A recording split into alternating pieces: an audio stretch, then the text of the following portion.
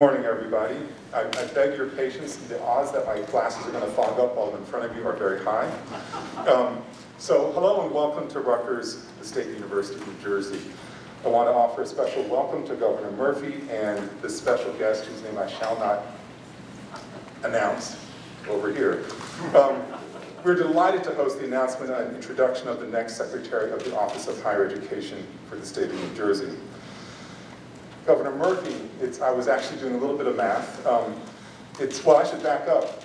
Welcome to the Visitor Center. This is my first time in this space because we've been trying to keep our buildings unoccupied and doing the right thing. This is now building number 8 out of 1,000 plus at Rutgers that I've become acquainted with. And I mention this because Governor Murphy, doing my little bit of math, I realized I have met you in person more often than pretty much most of my staff down on Rutgers on the campus. We appreciate the support you offer by coming down and joining us here. And we're excited every time you come down. Building that relationship is really quite critical. We are especially pleased that the governor decided to make this announcement today on our campus at the state's flagship, the largest research university. The choice underscores the close bond and partnership that Rutgers has with the state and reflects Governor Murphy's understanding of the importance of the university to the future of our state. These are critical days for New Jersey and for higher education here and across the country. I'm excited that Governor Murphy has selected a new partner for our institutions as we tackle the challenges we face both now and in the post-COVID world. And a little bit of research I've been able to do since I learned the news yesterday, he's made a fabulous choice. Ladies and gentlemen, Phil Murphy, Governor of New Jersey. Thank you. Thank you, thank you. I'm going to only, while I'm speaking, I will take this off just so you can properly hear me. Good morning, everybody. I think we had intended originally to have this under that tent. And I think it's a blessing that we're inside as long as we stay away from each other. Good morning and happy Friday. Wishing everyone in advance a happy Halloween. Thank you to Rutgers University, right up front, and President Dr. Jonathan Holloway for hosting us and welcoming us. It is always a pleasure to be at our state's flagship university on the banks of the old Raritan. And to add to your point, I believe this is our third in-person meeting this month. One with Dr. Deborah Burks. We then had our quarterly give and take, which was in your offices, and then here we are again today. Before we get to the reason why we're here today, a couple of updates, one of which is really good, one of which is concerning. The update that's really good is as of 10 o'clock this morning, we have 3,166,242 ballots already returned, which is extraordinary. That's 80%, 80% of the entire vote in 2016, which is incredible. So again, I've said this many times, I don't care who you vote for, but I do care that you vote. So keep it up, folks, that's extraordinary. On the sobering side, 2,089 positive cases of COVID in New Jersey today, 7 fatalities. Again, over 1,000 people in our hospitals. And the counties have been the big, largely metro New York counties, as I've been saying for the past week. Those are the set of counties where we saw this first flare-up in March and April. Middlesex, by the way, where we are as we speak, has 120 cases today. Over 22,000 since this awful thing started in Middlesex County alone. No fatalities today, thank God, but over 1,200 lives lost in this county. So we are still in the fight. Let there be no doubt about it. Let's get back to why we're here today. I'm incredibly honored this morning to announce my nomination of the guy to my right, Dr. Brian Bridges, to serve as New Jersey's next Secretary of Higher Education. Brian. Today marks the end of a nationwide search to find an individual who shares our vision, who is experienced, and who is fully committed to ensuring that a college education in New Jersey is not just available, but accessible to all who want it. Brian's first day, if my math is right, will be November 16th. We can't wait, and he'll be following in some big shoes, and those shoes are right in front of me. There are many reasons why I asked Dr. Zakiya Smith-Ellis to leave her post as Secretary of Higher Education to join our front office staff as Chief Policy Advisor. One of the biggest reasons was her dogged pursuit of ambitious policies that are student-centric and future-focused. Zakia started us on a path to not just making higher education more affordable, but to ensuring that the skills that our students gain today will translate more seamlessly into the real economy and the jobs of tomorrow. One of the programs that Brian will inherit, in fact, is the Community College Opportunity Grant Program, which quite simply would not be the success it is today without Zakia's leadership. So to you, Zakia, thank you. And the woman to your left, another person I need to thank. I want to thank Interim Secretary Diana Gonzalez, who over the past few critical months worked closely with our colleges and universities to navigate the challenges of the pandemic as they prepared for the current academic year.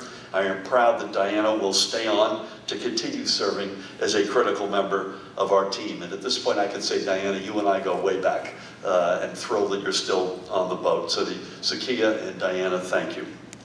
So now we ask Brian to take the helm of this extraordinarily talented team.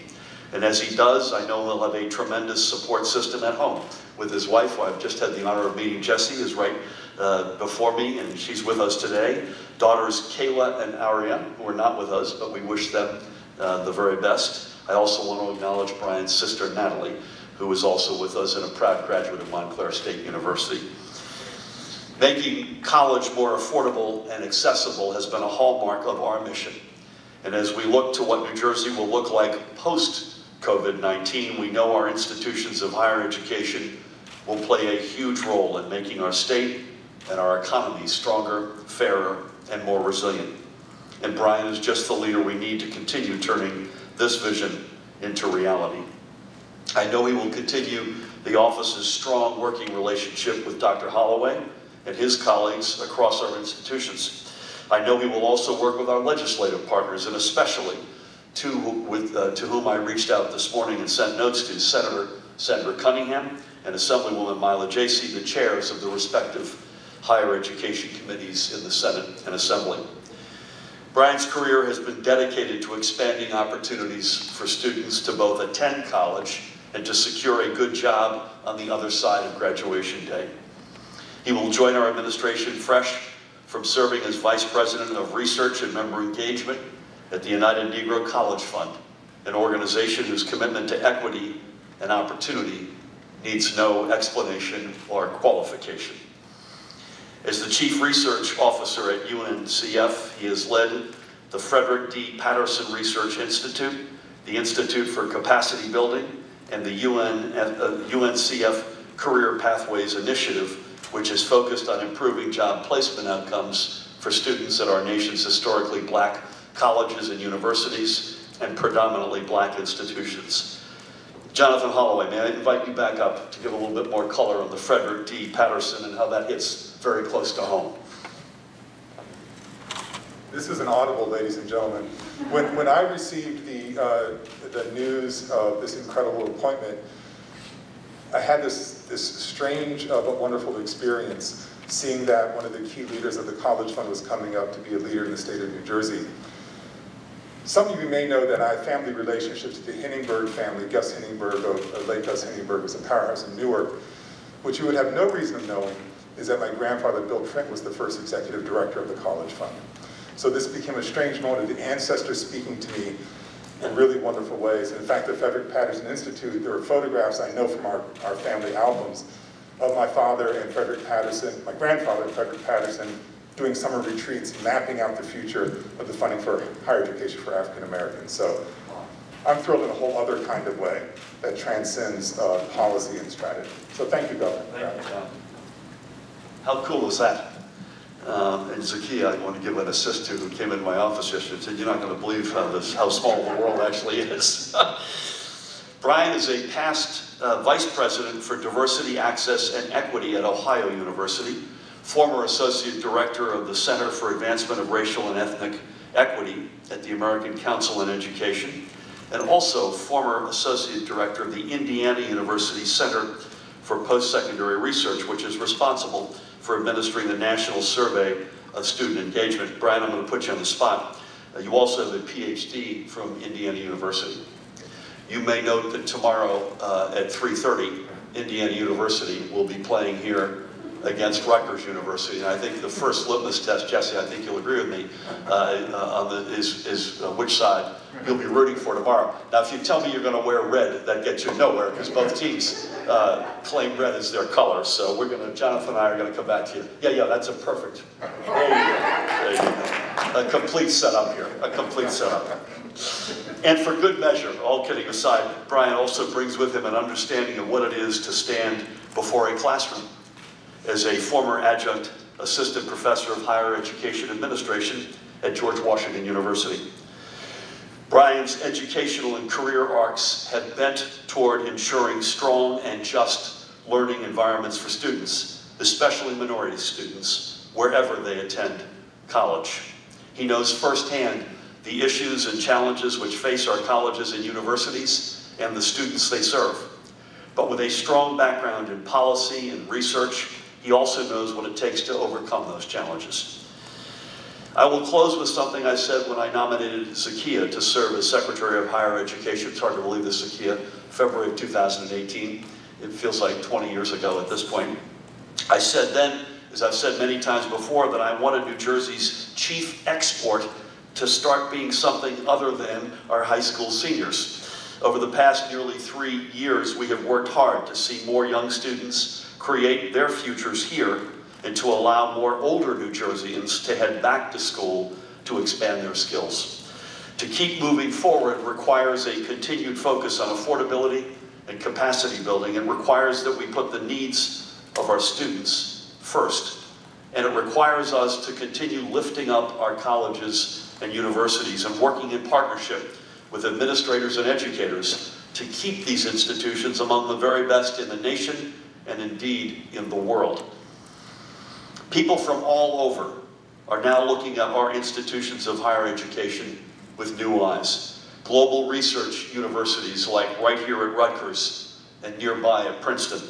Regional powerhouses like the College of New Jersey, Rowan and Stockton, to name just 3 from many. And county colleges that offer educational value unlike any other state. When they look at our colleges, they see the great diversity and opportunity of New Jersey. And with Brian leading the charge, I am confident that they will continue to do so. With that, it is my honor and privilege to introduce the next, subject to Senate confirmation obviously, the next Secretary of Higher Education. Please help me welcome Dr. Brian Bridges.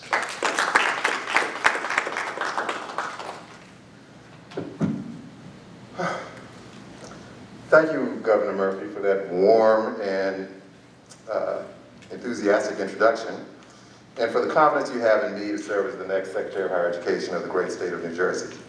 I'm humbled by this honor, and I accept the challenge to do everything in my power to fulfill the obligations before me. And if I could take a point of personal privilege, since, you know, Governor, if you give permission to take my mask off, I'll have mask beard, but hopefully people will forgive that. I want to thank Dr. Holloway for hosting us here at Rutgers and allowing me to be let into the kind of behind the scenes around your family history and its connections to UNCF. And so thank you for that. I'm a bit of a historian at heart, and so love to see how the ancestors spoke to you and are speaking to me as well. I also want to thank Lieutenant Governor Oliver and the governor's staff, also who've been extremely supportive in helping me to make this transition.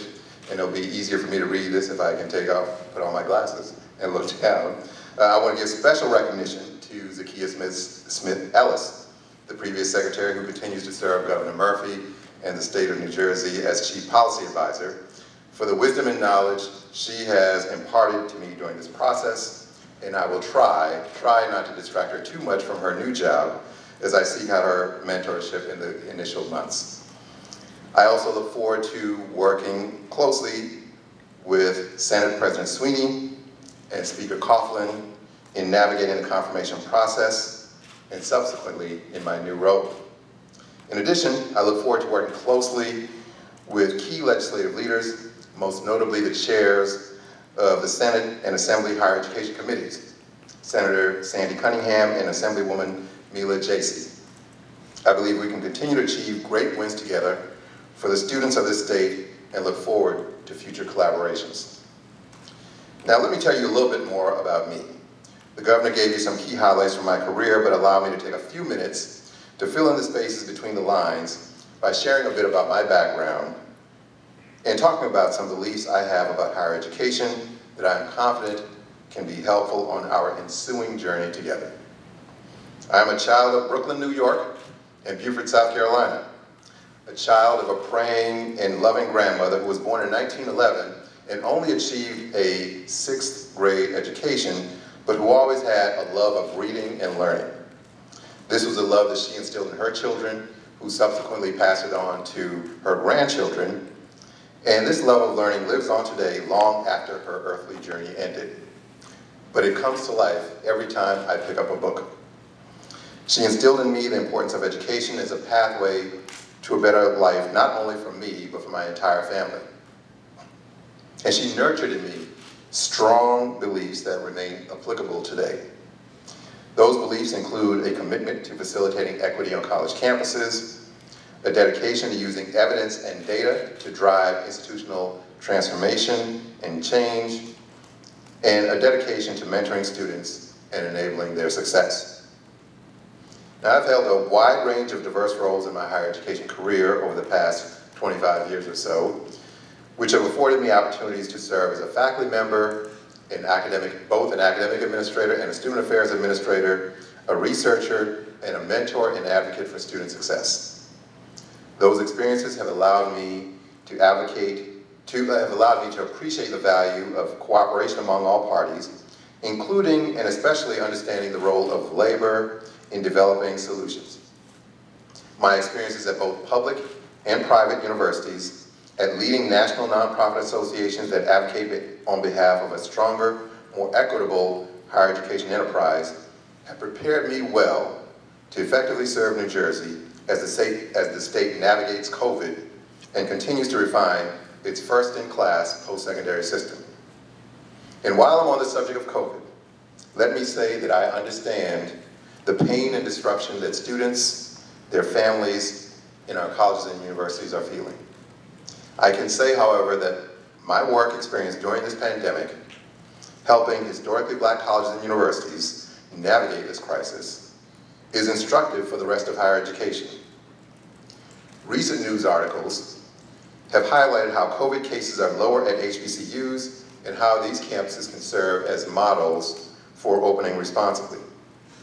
Over these last several months, my colleagues at UNCF and I have collected data on how COVID is impacting students who were already vulnerable prior to the pandemic, have helped to provide faculty development opportunities to sharpen their online teaching skills, have developed new partnerships to help institutions pivot to virtual learning environments, and have worked collaboratively with our member HBCUs to develop long-term strategies to emerge from the pandemic stronger than before. HBCUs enroll many of the students most disproportionately affected by COVID. And I believe the lessons I bring with me from my prior experience will be instructive in helping institutions think through the coming months as they deliberate about how to best serve their students, keep them, the faculty, and the staff safe, and chart a course toward the post-pandemic world. Zakiya provided an excellent foundation for us to build on further, a foundation that has set up the colleges and universities in the state to better serve their students and the employer community. I'm excited to advance the governor's higher education agenda even further. The state plan for higher education, where opportunity meets innovation, I love that title, is the blueprint for how higher education in New Jersey should evolve in the coming years. And I anticipate opportunities for leveraging it for even greater progress. The promise of the future is in that plan that was created collaboratively with higher education leaders across the Garden State. And just as college presidents, faculty, staff, and students work closely with Zakiya and the fantastic team at OSHE to create it, I look forward to working closely with the higher education community to fulfill it. I stand before you as a testament to the emancipating power of a post-secondary education in the lives of those who have full access to it. I grew up during a time in a community where many young people who looked like me did not go to college or even aspire to. It wasn't because they didn't have the ability, but they had no experience seeing people who looked like them successfully acquire a college degree and leverage it for good in their lives and in the community. I don't want a single person who aspires to do more with their life to be hopeless. In the words of Dr. King, we must accept finite disappointment, but never lose infinite hope. And I want to not only spread hope across New Jersey for college aspirants, I want to turn their hopes into reality. And I believe putting our shoulders to the wheel and working collectively, we can do that together. In closing, I want to thank a long line of family members and friends who have shaped who I am, from the triumvirate of women who were critical to my upbringing, my grandmother, my Aunt Queenie, and my mother. I want to thank my wife and partner, Jessie, who is here with me today, our daughters, Kayla and Aria, who cannot be here, but also my parents, Nathaniel and Delphine, both who are in Brooklyn, my sister Natalie, a graduate of Montclair State University and who is here, and all of my other siblings who are in Brooklyn and Ohio, as well as my friends, colleagues, and acquaintances who contributed in some way to my ability to stand here today. I also want to thank the many mentors who have molded me from rough clay into what you see before you today. Thank you again, Governor Murphy, for entrusting me to serve as the next Secretary of Higher Education of the great state of New Jersey, and I look forward to fulfilling the promise of this moment. Thank you.